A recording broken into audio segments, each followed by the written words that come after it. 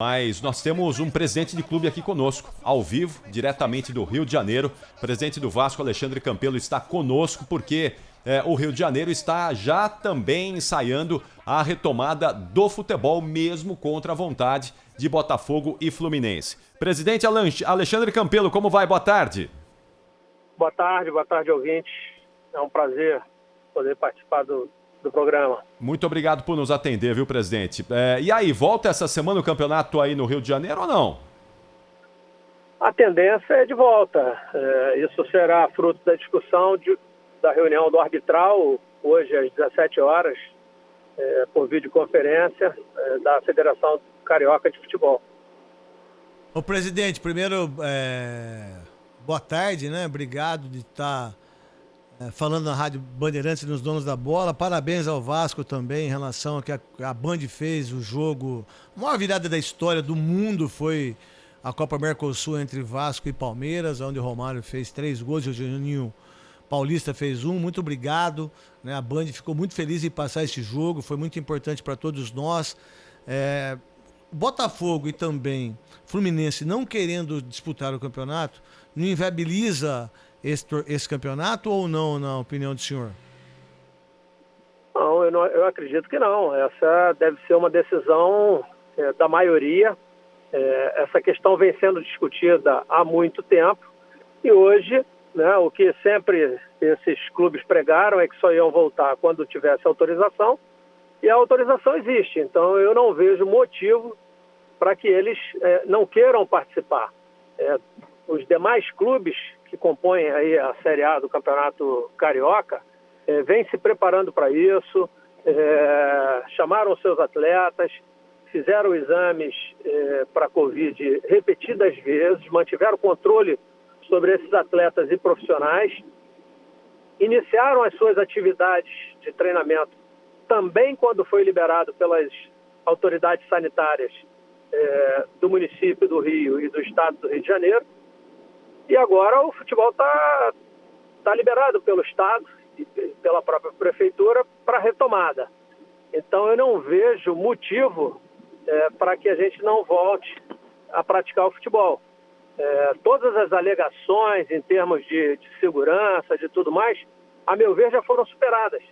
A partir do momento que nós mostramos dados científicos, né, existem estudos mostrando que a contaminação ela se dá basicamente em locais fechados, em salas, em reuniões, mas não em espaço aberto, onde é raro.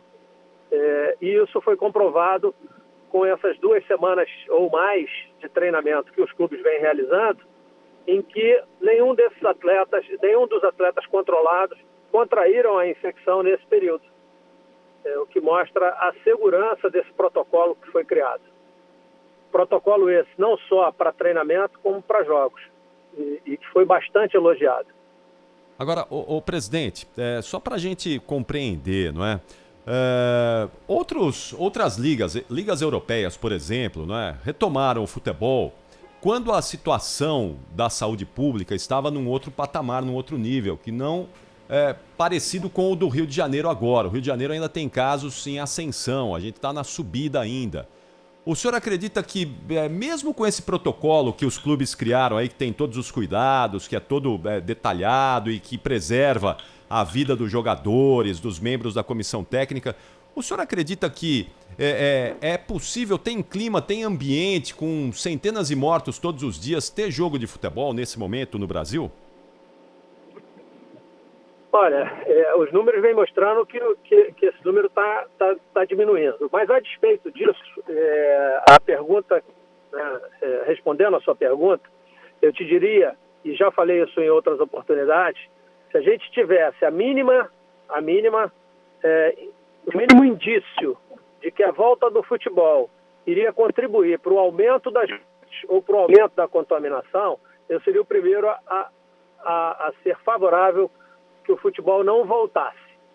O que a gente tem visto é a vida voltando ao normal, o comércio, uma série de atividades que implicam num risco muito maior do que a prática do futebol e, por motivos que eu não entendo exatamente porque, as pessoas acham que o futebol não pode voltar. Mas eu tenho recebido vídeos aqui de comunidades do Rio de Janeiro, onde existe não só a prática do futebol, mas de público. De público.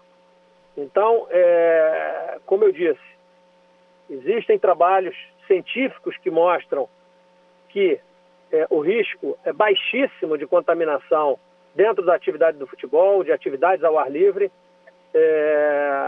e exatamente por isso eu não vejo motivos para que o futebol não retome as suas atividades.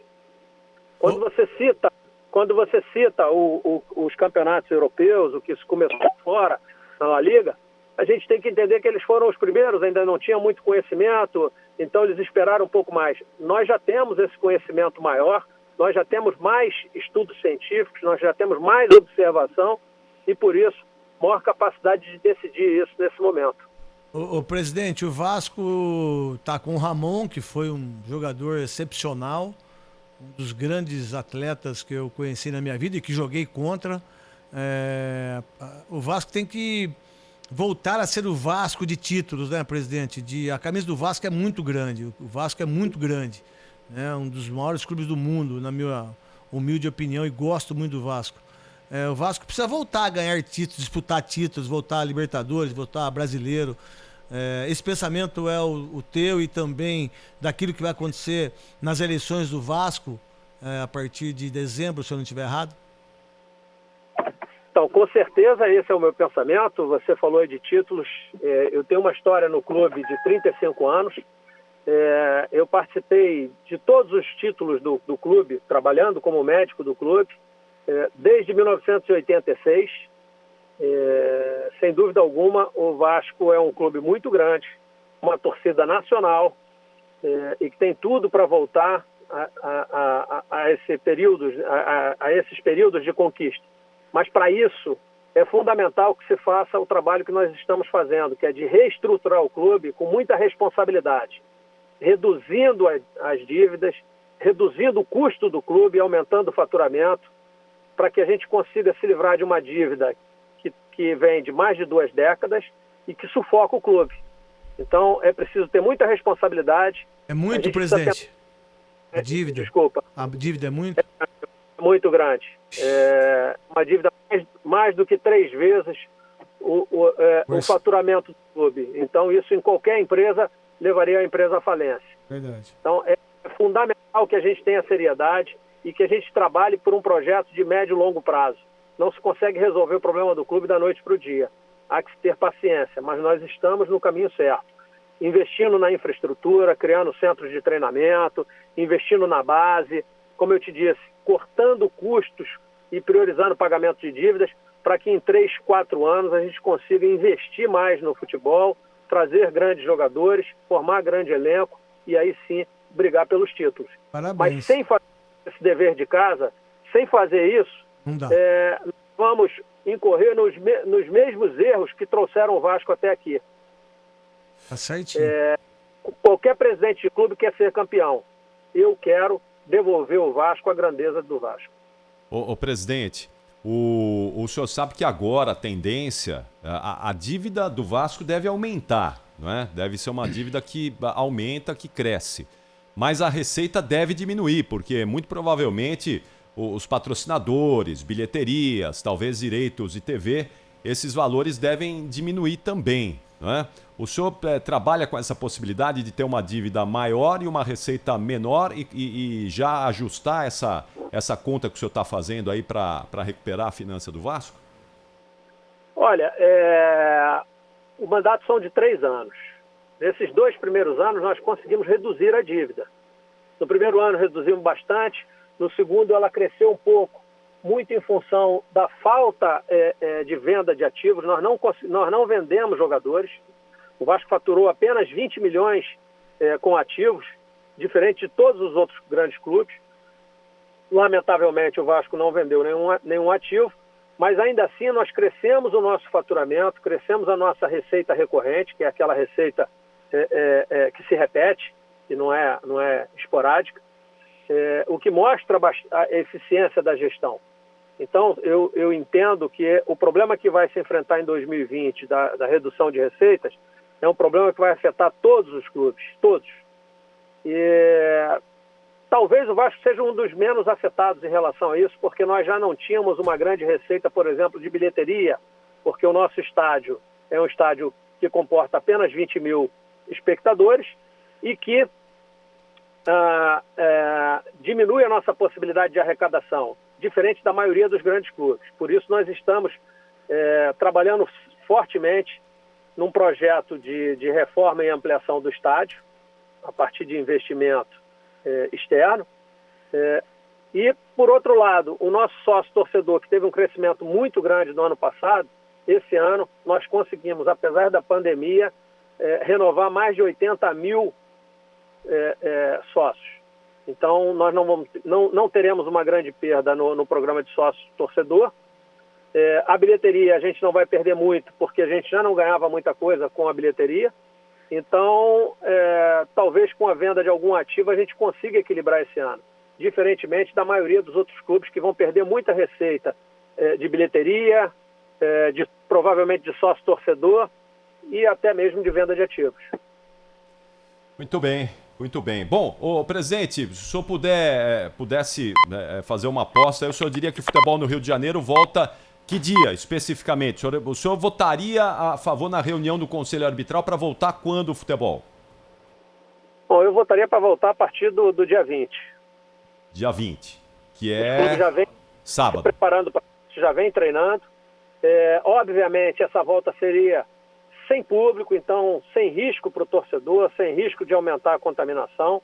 A gente sabe que o risco para os atletas é baixo, haja visto que nós estamos há mais de 2 semanas treinando, o Flamengo acho que há 3 ou mais, e não tivemos o aumento na contaminação por conta desses treinamentos. Então acho que isso preserva a saúde das pessoas e contribui para que os clubes possam sobreviver a essa catástrofe que foi essa pandemia. É isso. O senhor acha que dá para ter jogo noturno no Rio de Janeiro ou jogos serão somente durante o dia? Eu não vejo problema em ter jogo noturno. Acho que vai depender aí de interesses da própria televisão, de horário de transmissão, de grade, essas coisas. Desejar boa sorte Sim. Pro presidente, que é um médico, e assim, eu, presidente, como sou uma pessoa leiga em relação a isso, mas a gente vai se informando das coisas. Uma hora eu acho que tem que voltar ao futebol, outra hora eu acho que não tem que voltar ao futebol. E aí quando eu escuto o senhor falando como médico, né, e o ortopedista desde 86, aí eu volto a pensar que o futebol possa voltar. Essa é a minha grande dúvida, sabia, presidente? Queria fazer só acrescentar algumas informações. Quando a gente luta pela volta do futebol, desde o início nós temos dito que isso aconteceria no momento em que as autoridades entendessem que era possível. E o que nós fizemos? Nós reunimos cerca de 30 médicos para discutir um protocolo, para discutir trabalhos, sem nenhum viés político. Porque hoje o que a gente vê nessa discussão nacional é um viés político muito grande. Então, quem é a favor do Bolsonaro aponta para um lado, quem aponta para o outro, e absolutamente eu estou tranquilo, porque eu não sou nem de um lado e nem do outro. Né? Eu estou aqui exclusivamente tratando dos interesses do futebol, em especial do Vasco. Então, assim, a gente vê muita questão política envolvida. Eu não vi, por exemplo, uma união do poder público em benefício da sociedade, juntando o governo federal, os governos estaduais e municipais, para que nós tivéssemos um projeto único, né? Respeitando as diferenças regionais, mas um projeto que fosse nacional, ou seja, um pensamento coletivo em benefício da população. Isso eu não vi. O que eu vejo é uma guerra e muito viés político em tudo isso. Então, voltando para o futebol, foi uma decisão tomada baseada em estudos, baseada em discussões, criando protocolos muito rígidos para dar segurança aos nossos funcionários e aos nossos atletas, tá certo? Quando as autoridades assim entenderam que era possível. Essa discussão foi levada para o Comitê Científico na cidade do Rio de Janeiro, com grandes personalidades Esses protocolos, tanto o da volta dos treinos quanto dos jogos, foram muito elogiados. Então, esse esclarecimento que eu gostaria de prestar. Aqui não existe irresponsável, não existe inconsequente, mas existe sim um pensamento que está apartado. Ô, presidente, entrou, a gente não está conseguindo ouvir bem o senhor, começou a dar uma interferência aí, a gente precisa fazer a refaz... Não, tem uma interferência aí, tem um chiado bem forte. Vamos refazer a ligação só para a gente poder... Vamos nos despedir aqui do presidente Alexandre Campelo, só para a gente poder... Vamos nos despedir, né, Neto? E o Neto também já vai lá para a tela da Band, né? Para poder... Sempre importante escutar o Vasco e o presidente. É isso aí. Você não jogou no Vasco, né? Gostaria de ter jogado. Gostaria de ter jogado. Valeu, Neto. Neto já na tela da Band, os donos da bola já na tela da Band para todo o Brasil. Acho que perdemos o contato aí com o presidente Alexandre Campelo, né? Se conseguir, Rafa, por favor, deixa aqui a nossa saudação ao presidente, o agradecimento por ter aqui trazido informações importantes sobre o Vasco da Gama. Para ele, sábado pode voltar futebol no Rio de Janeiro. É só... Recuperamos? Vamos lá. Presidente, só para agradecer aqui, deixar um abraço ao senhor e agradecer a sua atenção e gentileza em nos atender aqui. Muito obrigado e boa sorte aí nessa eventual retomada do campeonato, viu? Tá bom, muito obrigado. Eu que agradeço a oportunidade de poder expressar aí a posição do clube e tudo que foi feito em relação ao futebol e a volta dele.